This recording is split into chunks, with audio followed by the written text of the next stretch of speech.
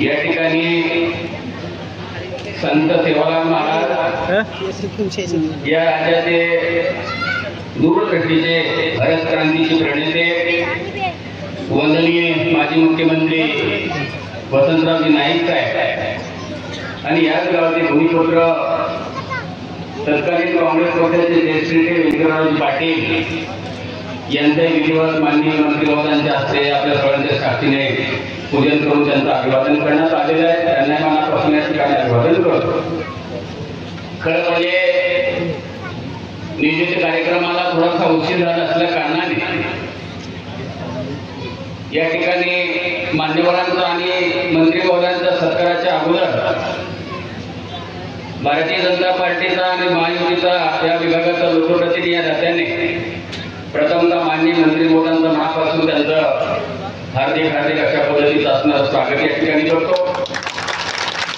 भारतीय जनता पार्टीच्या जिल्ह्याच्या स्तरावरच्या निवडणूक असल्या कारणाने खरं म्हणजे अतिशय सुंदर आणि नेटकेपणाने अगदी ह्या कार्यक्रमामध्ये पूर्ण वेळ थांबण्याची इच्छा असताना सुद्धा मला थांबता येणार नाही आणि मग मान्यवरांचा आणि साहेबांचा सत्कार होण्याच्या अगोदर एक छोटेखानी सत्कार करून आपण या ठिकाणी रजा घेतो।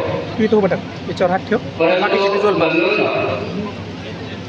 गेले 2019 पासून ते आजपर्यंत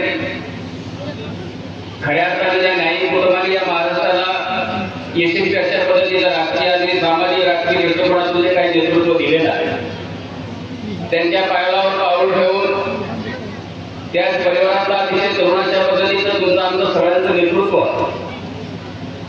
आणि त्यांना यावेळेस महायुतीच्या त्या सरकारमध्ये या राज्याचे राज्यमंत्री म्हणून अतिशय 4-5 महत्वाच्या खात्याकडे त्यांना पदभार देऊन त्या ठिकाणी काम करण्याची संधी दिली।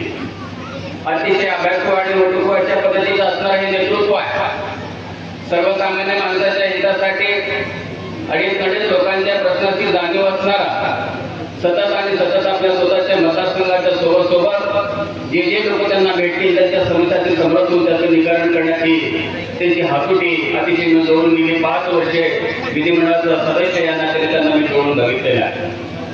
वयाने जरी लहान असले परंतु राजकारणामध्ये वाढ करून कुटुंबाकडून त्यांना मिळालेला असल्यामुळे अतिशय प्रगल्भ अशा पद्धतीची त्यांची असणारी दूरदृष्टी आहे।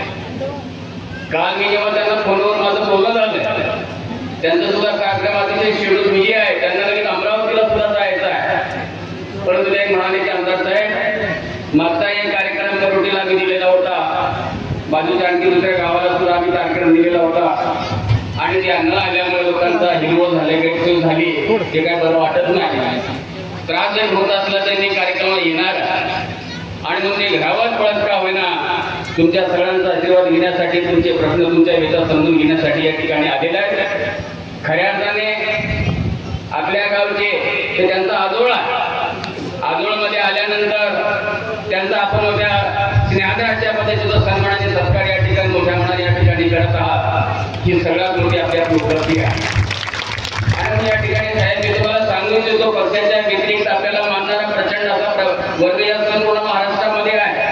त्याच पद्धतीने या किनवट माहूर भागामध्ये सुद्धा आपल्या कुटुंबावर आपल्यावर प्रेम करणारा फार मोठा वर्ग या भागामध्ये आहे आणि म्हणून राज्यमंत्री म्हणून जरी काम करत असले तर तुम्हाला या राज्याचे माजी उपमुख्यमंत्री माननीय अजितदादा पवार यांचे अतिशय जवळचे आणि विश्वासू सहकार्य म्हणून तुमच्या असणारी ओळख या ठिकाणी आहे।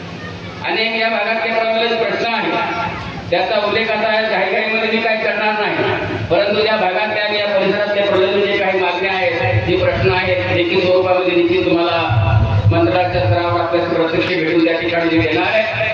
आपण नेहमी मला या ठिकाणी सहकार्य करत आलेला त्याच्याबद्दल माझ्या मनामध्ये दुमत नाही। योगायोगाने हा आदिवासी बहुल मतदारसंघ असल्या कारणाने आपल्याकडे आदिवासी भागाचा राज्यमंत्री पण सुद्धा या ठिकाणी आहे। म्हणजे विशेष सांगण्यात तात्काळ एखाद्या प्रश्नाचा निकाल काढण्याच्या संदर्भामध्ये आपली जेव्हा काही लक्षात आलंय आता आमच्या इथल्या एकलव्य विद्यालयाच्या प्राचार्याने एक निवेदन दिल्याचे सांगितलं की आमदार साहेब या ठिकाणी पाण्याची व्यवस्था आपल्याला करावं लागणार। ही जे गांभीर्यता आहे हे कार्यकर्ता म्हणून त्यांच्यामध्ये पालन करण्याची क्षमता आहे अशा या नवीन नेतृत्वाला तुमच्या सगळ्यांच्या आशीर्वादाने या ठिकाणी या राज्यामध्ये काम करण्याची संधी मिळाली ही सगळ्यात मोठी उपलब्धी आहे।